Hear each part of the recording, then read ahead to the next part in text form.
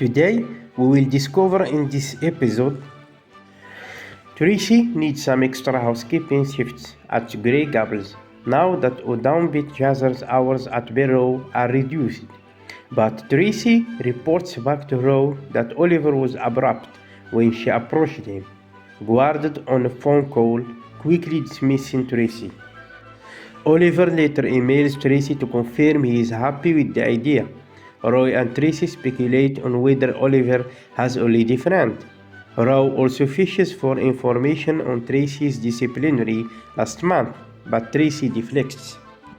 Meanwhile, Roy is delighted to have beaten Kate in their fish challenge. His Kate fish is still going strong, unlike the deceased Roy fish. On her way to her solicitor Roizen, Brian sends Alice a contract for a job opportunity. She'll ring later. Alice tells Roizen about Chris and Amy, but Roizen sets Alice straight. She needs to look after her own mental health. Alice insists she is tougher than she seems, determined to have full custody of Martha and not let Chris break her. Roizen advises it's going to be an uphill battle as Alice is marginalized in the current arrangement, and courts prefer to stick to the status quo. Alice tells Roizen about the lecturing job her dad has put her onto, building her earning potential. But to Alice's shock, Roizen proposes Alice doesn't return to work and instead becomes a full-time stay-at-home mother. It would strengthen Alice's case. Thought Chris is likely to contest with everything he has, but Alice agrees.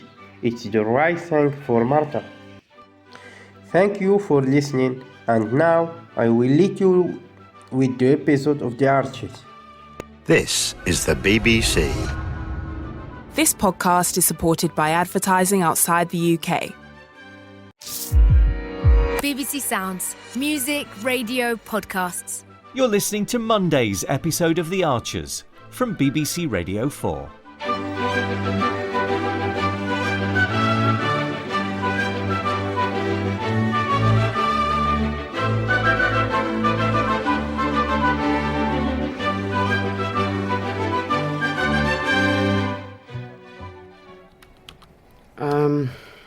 Let's put her in room 5, Tracy, but check it's been cleaned first. Will do. Oh, I meant to say, the Easter Bunny was here yesterday. Was he? Roy, you all right? Kate's filthy again. Eh? Who's filthy? Kate the fish. Well, the tank is. Oh. I had to siphon the gravel last time I cleaned it. You what? I spent a fortune on that tank and now I'm constantly having to clean it. I mean, who knew keeping a fish alive was so complicated? You're all heart. At least Kate genuinely cared about hers. You think? She was devastated, apparently. What are you on about? Did you know Roy the fish died? What? No, that's brilliant! That's your namesake. But I won the challenge! Poor Alan had to witness her dedicating it to Mother Earth in one of the yurts. Alan, what's he got to do with it? Maybe he likes fish? I'll have to give Kate a ring. It's fantastic. Honestly. Oh, sorry, yeah. It's very sad that Roy died. Bit of a warning shot for you. Yeah, but I don't want Kate going the same way. I mean, what would Phoebe think? Anyway, me and Jazzer had an okay weekend, thanks for asking. Oh, yeah. He must be relieved about Barrow not closing. He's a bit low, actually. Fewer hours. And that's his only income now, so... So I was going to ask Kathy if there's any housekeeping shifts going. Really? For Jazzer? From me, you plonker. Just while Jazzer's a bit short, you know? Oh, that's nice of you. Needs must. I've done loads of cleaning jobs, so I know what I'm doing. Well, housekeeping's ridiculously short-staffed at the moment, so Kathy will bite your hand off. Great. But you best ask Oliver first, because he's taken on recruitment. Since when? A couple of weeks. That's Kathy's job, isn't it? He's trying to help her out, I assume. He's in his office now, if you want to ask him. Yeah, I think I will. In fact, I'll take him a nice coffee and some chocolate biscuits while I'm at it. Yeah, I forgot about that. What? You're still in Oliver's bad books and you want him to forget about, you know what? Eh? What happened? Eh? What was it again? None of your business, Roy Tucker, as I told you before. I'll find out eventually, you know. You won't, because nothing happened. So why are you sucking up to him then? Taking our esteemed boss some well-earned coffee and biscuits is hardly sucking up, Roy. Yeah, if you say so. Hey, make me one, will you? Make your own! Hey, Dad, sorry, I missed your call. I'm fine, and thanks for your contact's phone number. I had a look at the job advert, and you're right, it's not a bad fit. So I'll give him a ring later. I'm just dropping off some paperwork to Roisin's office. Her secretary rang me again this morning, so I thought I'd better get it sorted. OK, bye, Dad, and thanks again. Yeah, that is strange. Not like Oliver to be so abrupt. Abrupt is an understatement, Roy. You were downright... You were extremely short with me, put it that way. He's working all hours at the moment. Maybe he's tired, although that's no excuse. No. You'd think he'd be happy the hotel's doing OK. Yeah, you would. So, you didn't get to ask him about the housekeeping shifts? He was on a phone call. Put it on hold when I went in. Blimey. I barely had time to put his mug down before he'd ordered me out. Well, that's not like Oliver. No, it's not. What on earth's going on with him? Ah, Roisin, good morning. Alice. I've brought in the missing paperwork you wanted. Your pension documents, thank you. Sorry it's taken so long. Well, we've got them now. Actually, Roisin, I had a quick question, if that's allowed. I know we haven't got an appointment, but... OK. It's just that, you see... Well, it turns out Chris has... he's been with someone else, and I wasn't sure if I should mention it. To be honest, that's why it took so long to bring you those documents. Because, I know I'm not supposed to care, but I got myself in a complete state about it. The whole thing was unbelievably upsetting. Tell you what, Alice, let's pop into my office. Oh, well, if that's okay, then yes, please. Kate was fuming. Can't believe I won. Not interested. A win's a win, Tracy. Kate the fish is flourishing. I'm very happy for you. I'm sorry. Have you tried emailing Oliver about the extra shifts? Yep, no reply. Oh, he ought to be delighted. I mean, another one of the team left last week, so they're definitely short. I dunno. Well, maybe he keeps remembering what you did that annoyed him so much. Do you reckon?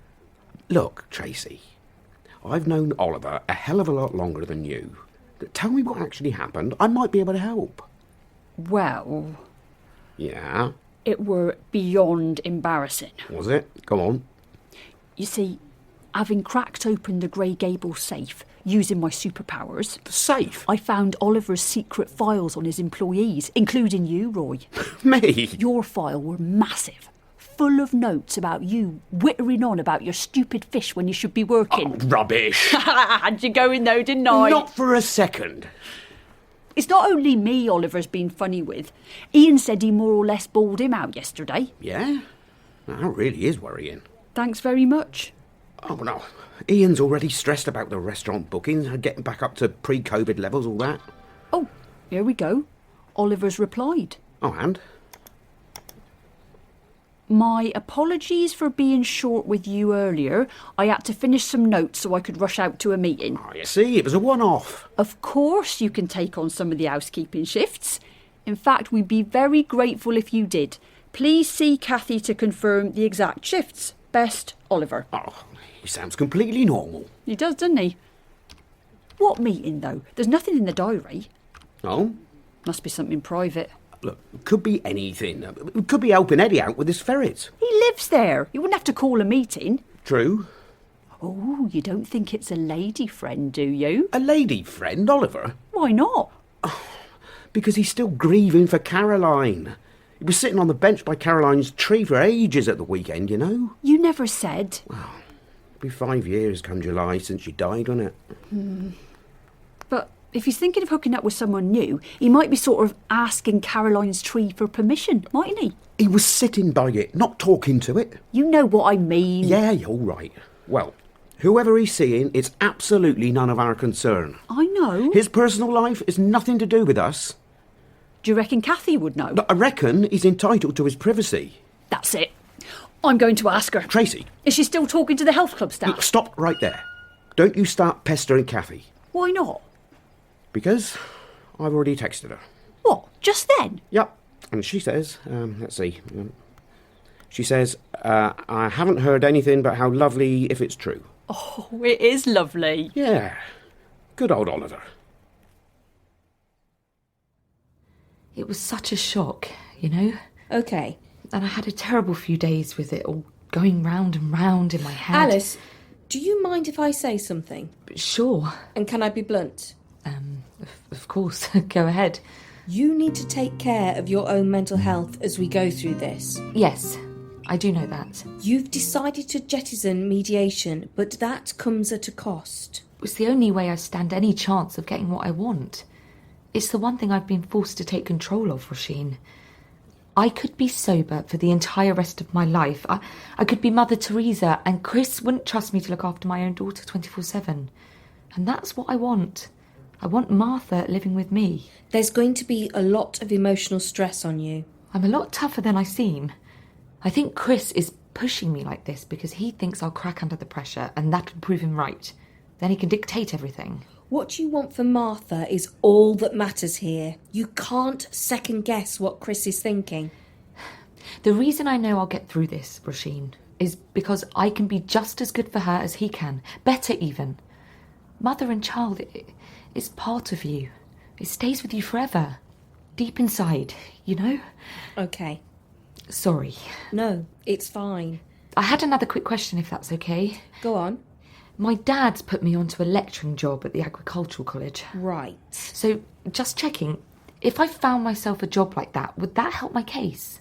I mean, I wouldn't be earning as much as Chris, obviously, and it'd probably be part-time to start with, but it would show willing, wouldn't it? Alice, this really comes back to what is best for you, what you will find the most fulfilling. What do you mean? Most people have to juggle work and childcare. But you've been very critical about Chris for not being around more during the day. Well, he was farming our baby out to family members while he's at work. He still is. And you'd be doing the same thing if you were working, wouldn't you? Oh, sorry. I was thinking of earning potential, if that's even relevant. Alice, I'm going to be straight with you. Please do. Do you remember me saying that the courts tend to favour the status quo? Unfortunately, yes. So it's already quite an uphill battle. Well, you don't sound all that confident. It's not a matter of confidence. You're scaring me now. Please, don't be scared.